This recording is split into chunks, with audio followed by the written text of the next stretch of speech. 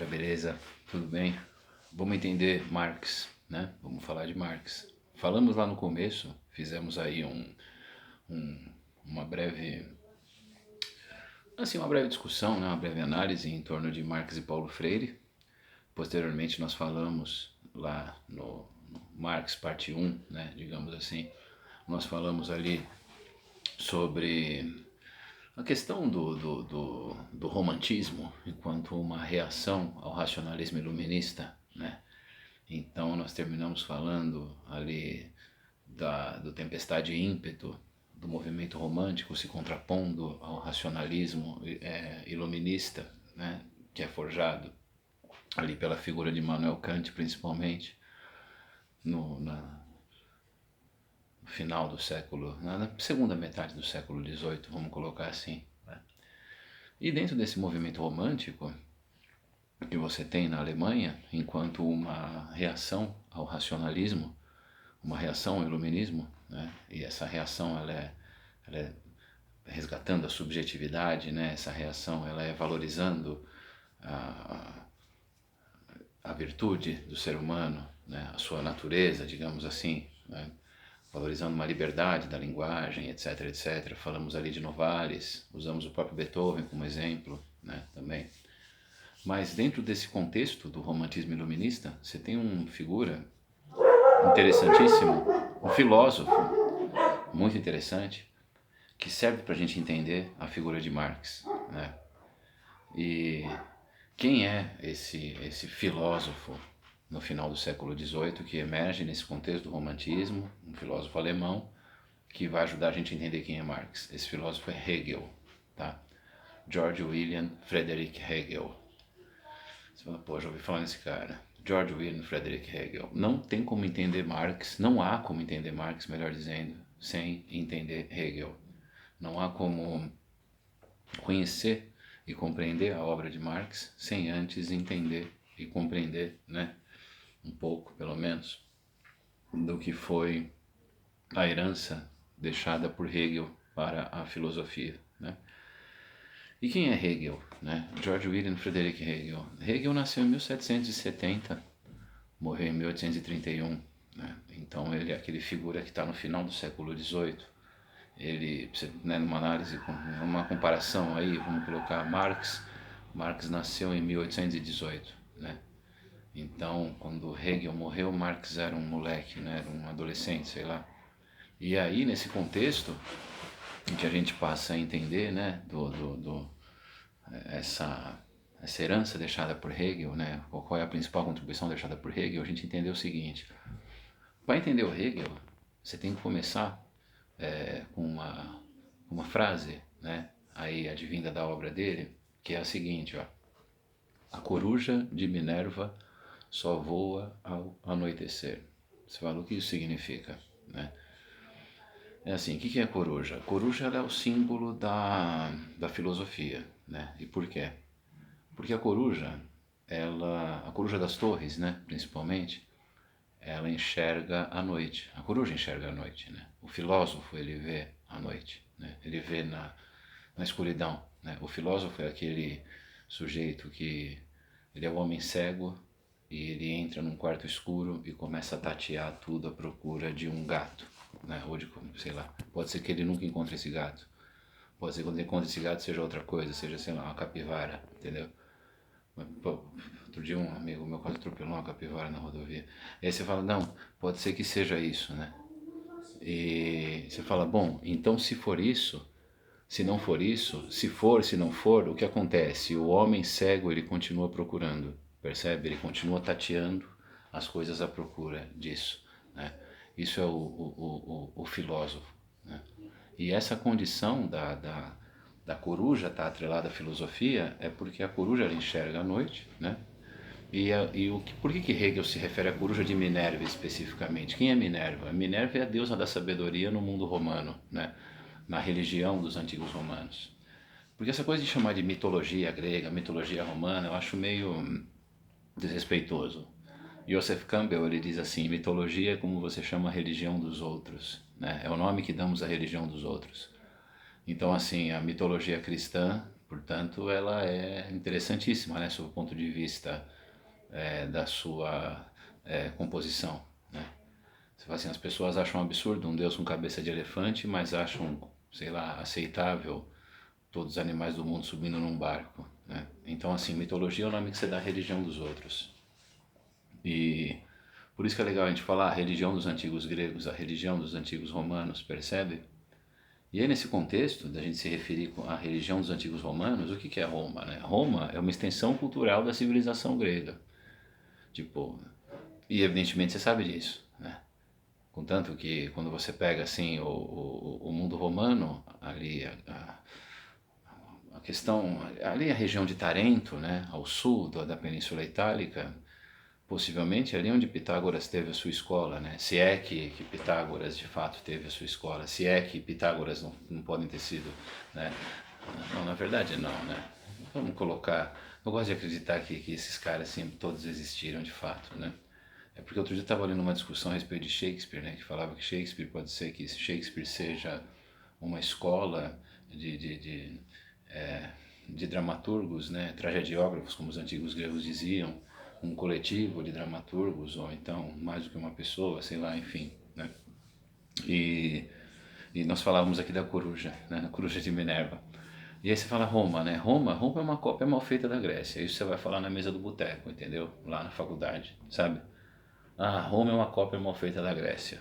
Isso você vai falar no churrasco lá com os camaradas, trocando ideia. Opa, caímos. Voltamos. Você vai falar com os camaradas trocando ideia, sabe? Esse tipo de coisa, né? Agora, foi emocionante essa queda, né? Voltamos. Agora sim, para fins acadêmicos, né? Para fins acadêmicos, você vai falar o quê? Você vai falar assim, bom, Roma é uma extensão cultural da civilização grega, né? Então, Minerva, em Roma, é Atena, né? No mundo grego, na religião dos antigos gregos. E é uma questão interessante a gente entender que é assim, né? O que é a coruja de Minerva? Ela é o símbolo da filosofia, da deusa da sabedoria. E ela só voa à noite por quê? Porque ela passa o dia inteiro dormindo, né? Então ela dorme durante o dia e à noite ela voa, ela vai caçar, etc, etc. Então assim, qual que é a ideia? Não é difícil entender essa perspectiva hegeliana. É a gente pensar assim, se a coruja de Minerva só voa ao anoitecer, quer dizer então que você só vai compreender as coisas depois que a coruja voar. E a hora que a coruja voar, você vai compreender as coisas sob o ponto de vista é, em perspectivismo. Como assim? Vamos entender. O que é perspectiva? Perspectiva, quando você pensar em perspectiva, pensa numa obra renascentista. Né? Você fala, como assim? Que obra renascentista? As obras ali, né? Na verdade começou com Giotto ali no humanismo pré-renascentista, começou a haver uma perspectiva. O que é perspectiva? É profundidade. Etimologicamente, perspectiva significa ver através de, pode crer? Ver através de, né? Então, quando você enxerga um quadro renascentista, ele é uma equação matemática, mas ele tem perspectiva, ele tem uma profundidade, ele não é bidimensional igual à arte medieval, né? E aí, sob esse ponto de vista, você fala que qual que é a perspectiva da coruja? Ela voou depois que ela passou o dia inteiro dormindo. Para Hegel não é difícil entender, né? A filosofia hegeliana. Só depois que a coisa vira história é que você vai compreendê-la. Percebe? Então quando a coruja voar, vai ter virado história. Só depois que virar história é que você vai, de fato, compreender a coisa em si. Percebe? Por quê? Porque, segundo Hegel, as ideias, elas nascem e evoluem sempre na direção de uma melhor compreensão da realidade. Você fala, como assim? As ideias nascem e evoluem sempre na direção de uma melhor compreensão da realidade. Então, para Hegel, vai chegar um momento em que as ideias elas vão conseguir se apropriar da realidade, compreendê-la sob uma dimensão assim pura, no qual ela vai atingir o seu ápice, né? E essas ideias, ao atingirem o seu ápice, elas vão compreender a totalidade do processo, só que para se compreender a totalidade do processo em si, é só depois que a coisa virar história, só depois que a coruja de Minerva bater as suas asas. Percebe? E para ele, é como se as ideias elas ocorressem num campo distinto da materialidade nossa, entende? Então assim, ó, aí que vem a figura de Marx que vira o Hegel de ponta cabeça. Para o Hegel, as ideias que nós temos sobre a realidade, elas têm a capacidade de transformar a realidade em si a partir do momento que essas ideias evoluírem por meio de um processo dialético. A gente vai entender o que é isso, não é difícil. Quer ver? Esse livro aqui, ó, é da professora Marilena Chauí, chama Convite à Filosofia. É um livro, assim, profundamente didático, sabe? Mas é algo assim, se você já tiver iniciado, se você já tiver sido iniciado em alguns conceitos básicos, você vai ler isso daqui, evidentemente, com mais tranquilidade. Mas assim, sob uma perspectiva introdutória, esse daqui é bom, né? Mas você tem assim, o legal é você ler também junto de um dicionário etimológico, você entende? Tipo, do verdadeiro significado das palavras, né? Etimologia, nós já falamos sobre isso no canal. Então assim, é interessante, né? Então eu vou ler assim o conceito de dialética aqui, para que você entenda como não é difícil entender Hegel. Porque a galera gosta de deixar difícil, saca? Você fala Hegel, Kant, principalmente na universidade, né? Nas Torres de Marfim. E até mesmo na conversa da mesa de boteco, quem que vai falar de Kant e Hegel, saca? Então, se você está sentado assim, né? Não sei, eu pelo menos, com gente que queira falar sobre isso e tal, mas não é algo assim que vai gerar, vai reverberar como você debater, por exemplo, luta de classes, que é algo que está tão latente, né, tão visível, né? Porque está na materialidade. Mas assim, o que é legal a gente entender? Não é difícil entender esses caras. Não é difícil entender Kant, não é difícil entender Hegel, não é difícil entender Schopenhauer, né? Não é difícil entender Sartre. E por não ser difícil, por isso que fica legal, né? Então o nosso compromisso, ao longo desses vídeos que a gente tem feito desde o início da pandemia e tal, por uma necessidade, né, também de democratizar o nosso, de vocês terem acesso ao conteúdo, evidentemente, não sejam prejudicados, né, por não estarem em sala de aula, e também uma forma de a gente até democratizar, né, o acesso a esse tipo de ideias, é perceber que esses caras não são difíceis, entendeu, de se compreender, né. Basta você pensar assim, porra, por que que o cara pensava assim e onde será que ele quis chegar, né? Então olha só que legal essa definição, dialética.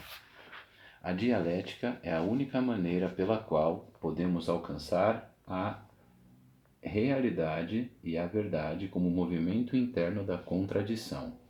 A única maneira pela qual podemos alcançar a verdade e a realidade por meio da contradição. Então o que é a dialética? É simples, ó.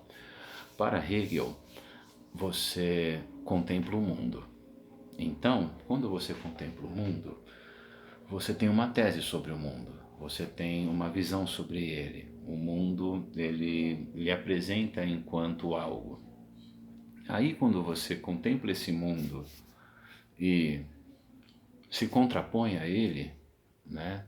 Se opõe à maneira que ele está, se opõe à tese que lhe é colocada, você cria a sua antitese ou a sua antítese. E o que é a antítese? A antítese é a negação da tese. O que é a tese? A realidade como é colocada. A antítese é a negação da tese. Só que de nada adianta você negar a tese sem apresentar, ou pelo menos tentar apresentar, uma nova dimensão conceitual, por meio do quê? Das ideias. E aí vem a síntese. Então o que é a síntese? É a negação da negação. Lembrando que a negação da tese é a antítese ou antitese. Então é assim, não é difícil. Tese, como ele é colocado, você nega. Antítese, você nega a sua negação. Uma síntese, porque a partir da síntese, essa síntese virará uma nova tese. Esse movimento é inexorável. Qual é o nome desse processo? É dialética. A dialética hegeliana consiste nisso: tese, antítese, síntese, tese. é um movimento inexorável do nosso pensamento, da negação da negação da realidade e a negação da negação. E nessa contradição se concebe uma nova realidade. Quer ver? Ó? Um exemplo simples. E simples e muito legal, por isso. Simples não no sentido de simplório, né? Buda dizia que aquilo que é simples a gente guarda no coração. Agora aquilo que a gente tem que forçar muito a cabeça para entender, a gente esquece, né? Então assim, simples nesse sentido, no sentido de legal de perceber. Um amigo da época da universidade fez uma tese sobre os motoboys da cidade de São Paulo. Você fala, caralho, uma tese de sociologia que envolve a dialética hegeliana, um método dialético no entendimento do que são os motoboys da cidade de São Paulo, que inclusive hoje, dia 1º de julho, né, 1º de julho, deixa eu ver, isso, primeiro, tive que parar aqui para ver, dia 1º, hoje você teve aqui um grande movimento aí em mais de 50 cidades, né, na cidade, não só em São Paulo, mas em mais de 50 cidades, dos entregadores, na sua grande maioria, né, motoboys, entregadores de comida por aplicativo, iFood, Rappi, etc, etc. Foi hoje, né? Então é até interessante falar sobre isso, né? A gente vai, né, evidentemente, falar sobre essa questão quando abordar Marx, né? Ainda, né? Mas está entendendo Hegel, né? Vejamos. Então, o que é interessante a gente pensar, você fala assim, como que é a tese do cara, qual que é o pensamento dele? Ó, primeiro, tese, né? Realidade. São Paulo. São Paulo não para nunca. Isso é uma tese. Legal? Tá colocado. 24 horas por dia, 7 dias por semana, São Paulo. Aí vem a antitese, ou a antítese, a negação dessa cidade que não para nunca, tá? Então tá. Tese, São Paulo não para nunca. Antítese é o trânsito. Parou. Então o trânsito é quando o paulistano, por exemplo, tem tempo para pensar na vida um pouco, né? Aí tá aqui. Ou se estressar, né, evidentemente. Aí tese, pá, antítese, beleza? Aí da antítese, que é, não, São Paulo para no trânsito, vem a negação da negação, porque a antítese negou a tese, pode crer? Se você não tiver, se estiver muito confuso, volta o vídeo. Ou vamos de novo, ó, simples. Não é difícil, por isso que é legal. Tese, São Paulo não para nunca. Antítese, para sim, olha o trânsito. Negue o trânsito, síntese, motoboy. Motoboy faz o quê? A cidade voltar a andar. Então ela continua não parando. Percebe? Ela para aqui, mas na negação da negação ela volta aqui. Entendeu? Isso é a dialética. Só que para Hegel, essas ideias da perspectiva da dialética, elas eram concebidas fora da materialidade, fora das relações de produção, fora da materialidade capitalista. É o idealismo. O que é o idealismo hegeliano? É acreditar que as ideias nascem e evoluem sempre na direção de uma melhor compreensão da realidade e que a total compreensão desse processo, quem vai de fato julgar o certo e o errado é uma senhora chamada História, a coruja de Minerva que só voa ao anoitecer. Você pode até lembrar de Soren Kierkegaard, né, o filósofo do existencialismo cristão, lá no fim do século XIX. Mais uma vez, a gente fala sobre esse cara direto aqui, mas ele é fenomenal. Que vida, ela é paradoxal porque ela só pode ser vivida para frente, mas ela só pode ser compreendida quando se olha para trás. Então, assim, a história, ela mostra o que é certo e o que é errado. A coruja de Minerva só voa ao anoitecer. E as ideias têm uma tendência a irem transformando a realidade até que você chegue na compreensão absoluta dela pelo Geist, né, pelo espírito da história. Isso é o que Hegel diz. Só que aí, sob essa perspectiva, você fala, bom, esse idealismo dele todo deve ter alguma explicação, né, sob uma perspectiva histórica e tal. O que o Hegel viu? Hegel nasceu em 1770, meu. Hegel tinha 19 anos quando a Revolução Francesa eclodiu. Então o cara tinha 19 anos quando começou quando se iniciou, cara, uma revolução que pôs fim ao Estado absolutista que originou o Estado moderno, que trouxe à tona a perspectiva de uma sociedade de classes, percebe? Que trouxe à tona uma ideia. 26 de agosto de 1789, o Hegel tinha 19 anos, imagina você com 19 anos, ele era alemão, né, evidentemente, estava ali na fronteira, na universidade que ele estudou, os estudantes plantaram árvores, né, para celebrar esse feito da Revolução Francesa. E aí a galera fala assim, né, tipo, escola sem partido, escola sem partido. Não tem como você compreender uma perspectiva histórica sem, né, evidentemente, não é necessariamente tomar um partido, mas é sob uma ótica, sacou? Sob uma visão, evidentemente. Aí você tem que ver se a sua visão lá é sob uma perspectiva progressista ou sob uma perspectiva mais conservadora, entende? Tipo, tem a galera que critica o fato de eu ter um pôster do Che Guevara na minha biblioteca. Você fala, por quê? Ele está aqui principalmente por conta daquilo que para mim representa a saúde da família. Né? Ele, querendo ou não, ele é precursor de um sistema de saúde que é a medicina da família, né? Que é o sistema de saúde que, em via de regra, para nós, evidentemente, é o melhor do mundo. Contanto que o país no qual a revolução se consolida, até hoje exporta médicos, percebe?